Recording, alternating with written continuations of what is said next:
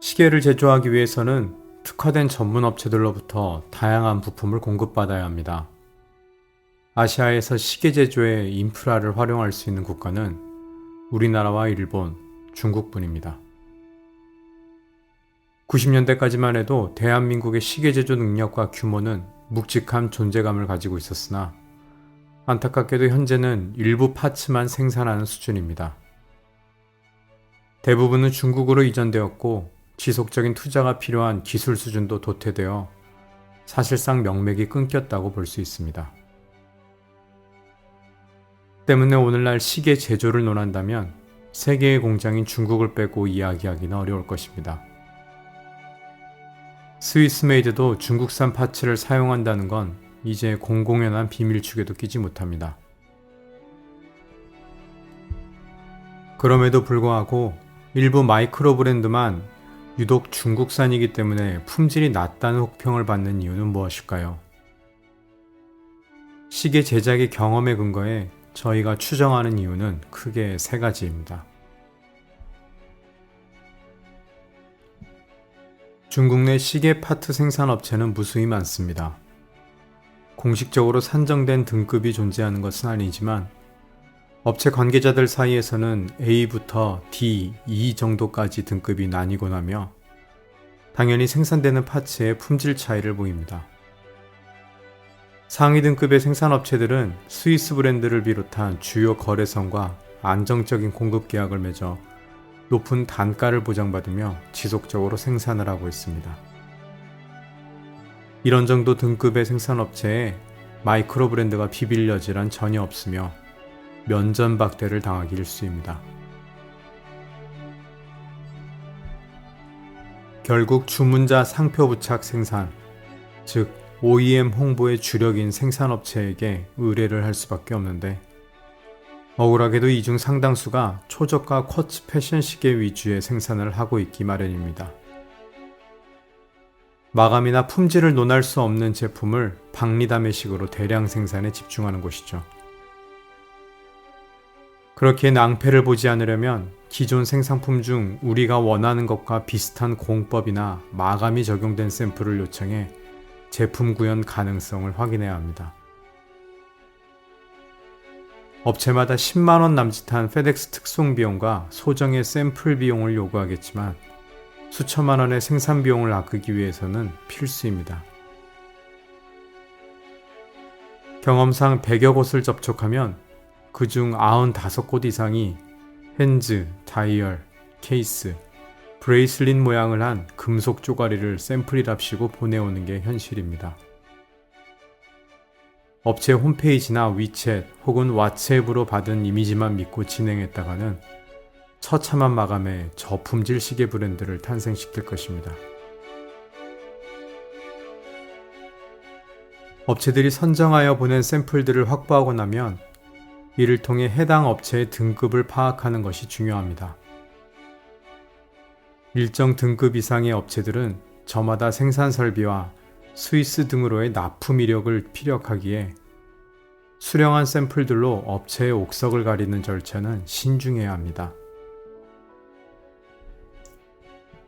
가능성을 점쳐 소수의 업체들이 가려지면 도면을 보내 협의를 하고 진짜 샘플, 즉 프로토타입 제작 단계로 넘어갑니다.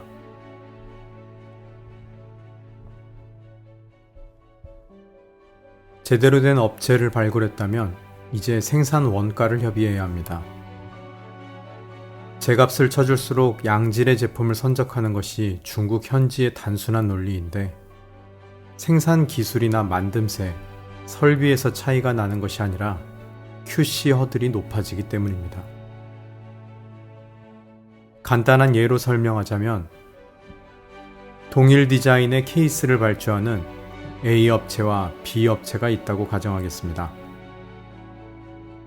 브랜드 A는 100개의 케이스를 100만원의 가격으로, 브랜드 B는 동일한 100개의 케이스를 200만원의 가격으로 케이스 공장에 발주합니다.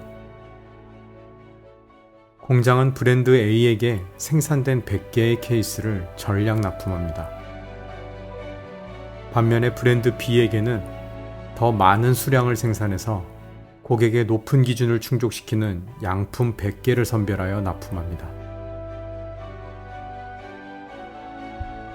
이러한 이유로 필요한 파츠의 원가를 지나치게 아끼다 보면 결과물에 망연자실할 수 있습니다. 그 결과물을 판매할 것인지 아니면 막대한 손해를 감수하고서라도 재생산을 할 것인지는 브랜드 측의 결정사항입니다. 참고로 스위스향 생산품은 파츠에 따라 차이가 있지만 수율 1-20%선, 즉 100개를 생산해서 10개에서 20개만 납품을 하는 경우도 적지 않습니다.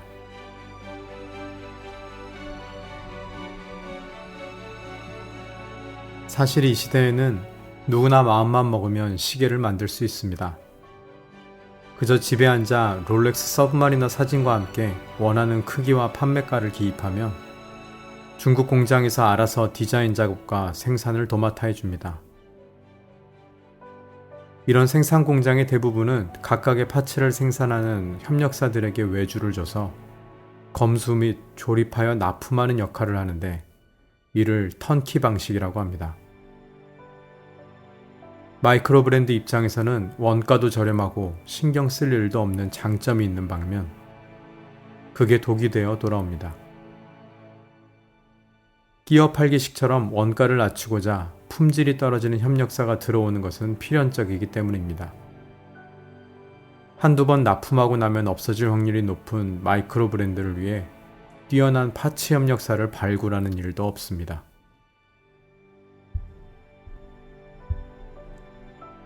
그렇기에 핸즈나 다이얼, 케이스 같은 주요 파츠는 말할 것도 없이 각각의 모델에 따라 특화된 업체를 찾아내 개별 오더를 줘야 합니다.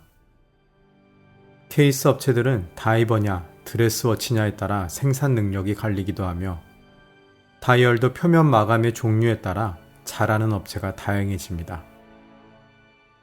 스틸을 불에 구운 블루엔즈를 생산하는 곳에서부터 황동 소재에 그럴싸하게 색칠만 하는 업체까지 천차만별입니다.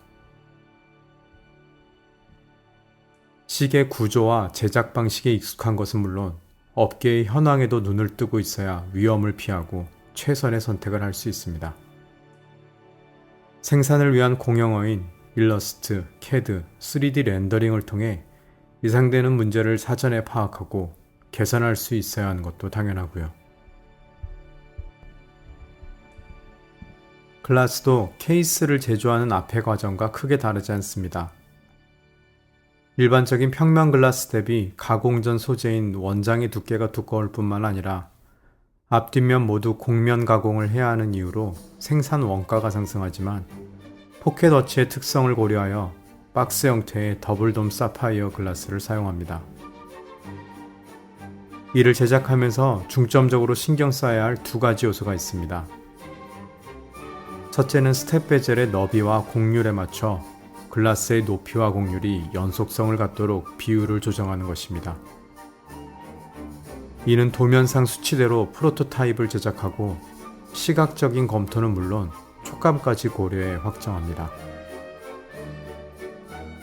두 번째는 도면 작업만 가지고서는 가늠하기 어려운 부분으로 글라스 바깥 테두리의 곡률에 따라 왜곡을 얼마나 발생시키느냐는 문제입니다. 왜곡에 영향을 미치는 요소는 외곽면의 곡률, 내곽면의 곡률, 글라스의 두께, 글라스와 다이얼 인쇄 표면 간의 거리 등입니다. 이를 토대로 왜곡면에 가려지거나 왜곡면으로부터 과하게 축소된 챕터링을 피하고 정확한 포지션을 산정할 수 있습니다. 파츠별 제작 경험이 충분치 않다면 제조 원가를 고려해서 미네랄, 사파이어 등의 글라스 종류만 선택하는 것이 대부분입니다. 하지만 사파이어 글라스 원장에도 등급 차이가 존재하며 적용된 코팅의 종류와 횟수, 품질에 따라 결과물이 달라집니다. 한 가지 예를 더 들자면 일반 마이크로 브랜드에서는 잘 적용되지 않는 옵션이 있습니다. 글라스 표면에 지문이 쉽게 묻지 않도록 하는 코팅인데 이를 적용하는 데 추가되는 비용은 0.8불에 불과합니다. 1,000원만 더 투자하면 글라스가 늘 뿌옇게 되는 꼴을 보지 않아도 됩니다.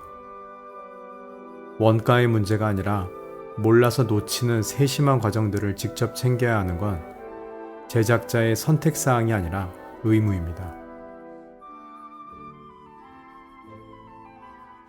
어느 시계가 호평을 받을 때 글라스 제작에 쏟아부은 노력이나 완성도가 평가되지는 않습니다만 무언가 어설프고 잘못된 느낌을 주는데 글라스는 꽤나 큰 역할을 하게 됩니다. 아라빅 인덱스의 다이얼과 글라스 모두 강박적으로 조정에 조정을 거치는 것은 흠을 없애는 작업이지 시계를 치장하는 작업은 아닙니다. 글라스와 케이스는 불가분 관계에 있습니다.